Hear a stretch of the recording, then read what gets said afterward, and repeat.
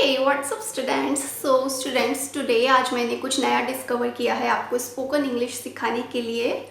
English tone तो मैं आपकी ज़ुबान पर लाकर रहूँगी, जिसके लिए आज मैंने 3 हिंदी गाने की लाइंस लिख रखी हैं बोर्ड पे आपके लिए। You can see there. आपके सारे टॉपिक्स क्लियर हैं, basic verbs, modal, conjunction, tenses, पूरी इंग्लिश ग्रामर आपको रटी हुई है। हर एक रूल आपको पता है, बट फिर भी आप नहीं बोल पा रहे हो, क्यों? डोंट वरी, अब बोलोगे। Do watch me. So let's go towards our first line. Let's get started. So students, look at the first line. इस तरह से स्पोकन इंग्लिश सिखाने वाला आपको कोई नहीं मिलने वाला है। So keep focusing on the video. दिल में सनम की सूरत, ठीक है। अब आप ध्यान दीजिए, 98% सेंटेंसेस, हिंदी के 98% सेंटेंसेस इंग्लिश में जब हम बनाते हैं तो वो अपोजिट साइड से बनाते हैं। आप गौर कर लीजिएगा, रीडिंग करते टाइम आपको पता चल जाएगा, एक फैक्ट है। नाउ अब आप देखो, सूरत का इंग्लिश क्या हुआ? फेस। सनम का इंग्लिश क्या हुआ? लवर, ठीक है। एंड दिल, हार्ट। ये 3 वर्ड्स आपको पता चल गए इंग्लिश के इसमें, ठीक है। यानी कि इनका हम यूज कर सकते हैं यहाँ पर। कैसे बनाओगे? Face of lover. यहाँ देखो, फेस, किसका फेस? सनम का। सनम यानी लवर। और का की के लिए हम इंग्लिश में क्या यूज करते हैं? Preposition of. So face of lover. अब जो उसके सनम की सूरत है वो कहाँ है? दिल में, यानी कि इन हार्ट। और मोस्टली हम जो हर्ट के साथ है एट प्रपोजिशन का यूज करते हैं, बट हेयर यहाँ पे हम इन लगाएंगे, बिकॉज जब हम अगर इसको बोलेंगे, गाएंगे, तो इन ज्यादा हमें जो है अच्छा लगेगा, प्रिफरेबल लगेगा। So face of lover in my heart. Face of lover in my heart, ठीक है। So it's very easy to make this lines in English. और अब आपने गौर किया कि मैं इसको बना कैसे पाई? डिस्क्लेमर देखा आपने मेरी वीडियो पर? वीडियो के स्टार्टिंग में ही मैंने वो डिस्क्लेमर इसलिए लगाया है ताकि ये चीज़ आपको सीखने के लिए आपके इंग्लिश ग्रामर के 4 topics, verbs, tense, conjunction and modals, ये बिल्कुल क्लियर होने चाहिए। अगर वो टॉपिक्स आपके क्लियर नहीं है, so this video is not for you. या इनकी ट्रांसलेशन के लिए, इनको इंग्लिश में एट अ टाइम कन्वर्ट करने के लिए आपको इन्हें सीखना होगा। आपको इनको कन्वर्ट करने की टेक्निक सीखनी होगी, ठीक है। जब तक आप सीखोगे नहीं तब तक आप बोल नहीं पाओगे, राइट। सो इस तरह की लाइंस या दुनिया की कोई भी हिंदी लाइन आपको इंग्लिश में बोलने के लिए ये 4 मेन टॉपिक बहुत मस्ट है एकदम क्लियर होना।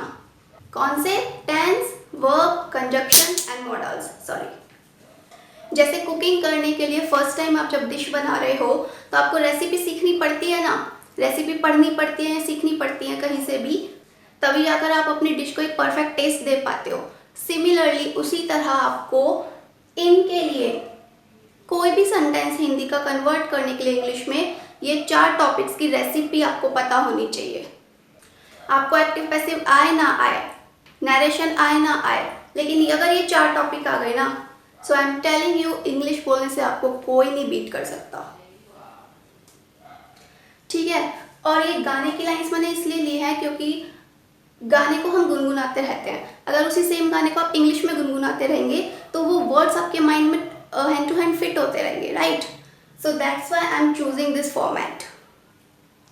आगे देखिए, आंखों में आशिकी दे। अगर मैं same to same in words के अकॉर्डिंग बनाऊं तो देखिएगा कितनी टूटी फूटी इंग्लिश बनेगी।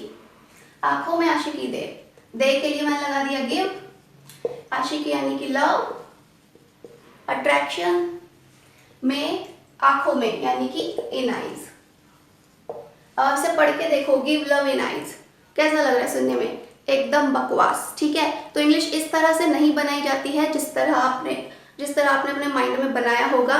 ये तो मैंने बस आपको बना के दिखाया एग्जाम्पल के लिए। इसको हम एक अच्छे प्रॉपर वे में बनाएंगे, ठीक है। तो वही एक प्रॉपर वे होता क्या है बनाने का, ये सब जानने के लिए आपके वो 4 टॉपिक क्लियर होना बेहद जरूरी है। Now I am removing this wrong line, ठीक है। इसको हम क्या लिख सकते हैं? Get love into my eyes, get love into my eyes, ठीक है। गेट का मतलब सिर्फ कोई चीज फिजिकली पाना नहीं होता है, गेट का मतलब है कोई भी चीज़ पाना, मेंटली, फिजिकली, इमोशनली, एवरीथिंग, ठीक है। नेक्स्ट देखते हैं मेरे खुदा। मेरे खुदा के लिए बहुत सिंपल है, ओ my God. O my God. Then मुझे तू एक और जिंदगी दे, ठीक है। अब आप ध्यान दे रहे हो ना कि अब आप ध्यान दीजिए, इन लाइंस में कहीं भी कोई टेंस की लाइन नहीं है, कोई भी मॉडल की लाइन नहीं है, कंजक्शंस की लाइन प्रॉपर वे में नहीं है। इट मीन्स ये लाइंस बहुत सिंपल हैं, they are not related to your English grammar. लेकिन अगर आपको 4 टॉपिक क्लियर होंगे ना तो आप ऐसी 10 lines at a time convert कर सकते हो। मुझे तू एक और जिंदगी दे, ठीक है। आपने इन लाइंस को पढ़कर अपने माइंड में जो भी फिगर बनाई हो, जो भी इंग्लिश बनाई हो, वो आप कमेंट बॉक्स में ज़रूर लिखना और मैच करिएगा कि आप कितने सही हैं। मुझे तू एक और जिंदगी दे, just give me one more life, ठीक है। एक और जिंदगी के लिए वन मोर लाइफ। अब देखो जस्ट का हिंदी क्या होता है, केवल या सिर्फ, ठीक है, ये होता है, या फिर अभी अभी, ठीक है। ये 3 मीनिंग होते हैं जस्ट के। लेकिन ये जो मैंने जस्ट के 3 हिंदी वर्ड्स बताए, अभी, सॉरी, केवल, सिर्फ या फिर अभी, वो हिंदी वर्ड इस लाइन में तो है ही नहीं, फिर भी मैंने उसको यूज़ किया है। क्यों? सेंटेंस को एक प्रॉपर लुक देने के लिए। इसलिए हमें सिर्फ हिंदी वर्ड्स को टोटली डिट्टो हमें कन्वर्ट नहीं करना होता है। कन्वर्ट करने के साथ साथ हमें थोड़ी फीलिंग्स देख लेनी चाहिए, कौन सा वर्ड वहाँ ज़्यादा सुटेबल लगेगा, ठीक है। So just give me one more life. अब जैसे आप हिंदी में गाते हो इस गाने को, वैसे आप इन इंग्लिश की लाइन्स में ज़रा गा के देखिए एंड नोटिस करिए कि आप ये वर्ड्स आपको कितने समझ आए हैं। चलिए मैं आपको बता देती हूँ, एंड डोंट जज my voice because I am not a singer. Face of love in my heart, get love into my eyes, oh my god, just give me one more life. Okay students, अब मैं मिलूंगी आपको एक और different गाने के spoken lines के साथ, ठीक, ताकि इससे आपका स्पोकन और ज़्यादा इम्प्रूवमेंट हो। और आपको ये इंग्लिश सीखने का तरीका कैसा लगा वो आप कमेंट बॉक्स में ज़रूर बताइएगा। मुझे तो थोड़ा यूनिक लगा, that's why I am using it for you. And don't worry, मैं आपको एक प्रॉपर कंटिन्यू क्लासेस भी दूंगी स्पोकन इंग्लिश की, क्लास 1 से, जिसमें आपको हर एक छोटी से छोटी चीज़ कवर की जाएगी। इंग्लिश कन्वर्सेशन भी हमारे साथ होगी। सो उन सब के नोटिफिकेशंस के लिए आप मेरे चैनल को ज़रूर सब्सक्राइब करिए। See you in another video, take care and bye bye.